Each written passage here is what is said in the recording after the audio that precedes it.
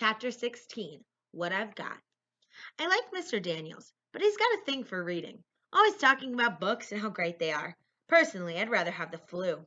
The last thing Mr. Daniels said yesterday was that we were going to write stories, and that it would be our chance to show him what we've got. The only thing I've got is a plan. With a big piece of cloth and a safety pin, my writing arm hangs in a sling. How can he ask me to write like this? I'm feeling pretty proud, I must admit. All I have to do is remember not to move it.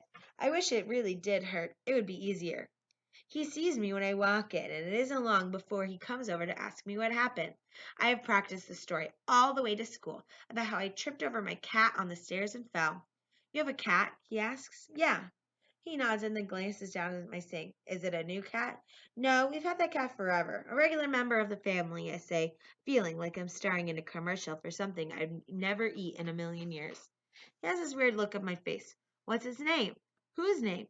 Your cat. I panic. Pork chop pops out of my mouth. He laughs. Pork chop the cat, huh? I bet the dogs in the neighborhood like that.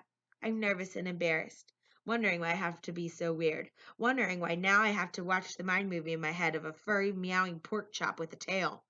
But when the rest of the class sits down to do their writing assignment, he says I can read a book. I stare at the letters and watch them dance and move on the bright white page. My eyes ache and my head hurts. Mr. Daniels watches me, so I look down at the page and remember to turn it every once in a while. With my eyes closed, I watch bright movies of me flying, one of my favorite movies. In this one, I'm flying just above the water, my stomach almost touching it, racing toward a castle filled with blue light. I open my eyes a bit to watch the others write. I look down at the page again. I even try to read some, I really do. But I can't help wondering why Mr. Daniels keeps looking over at me.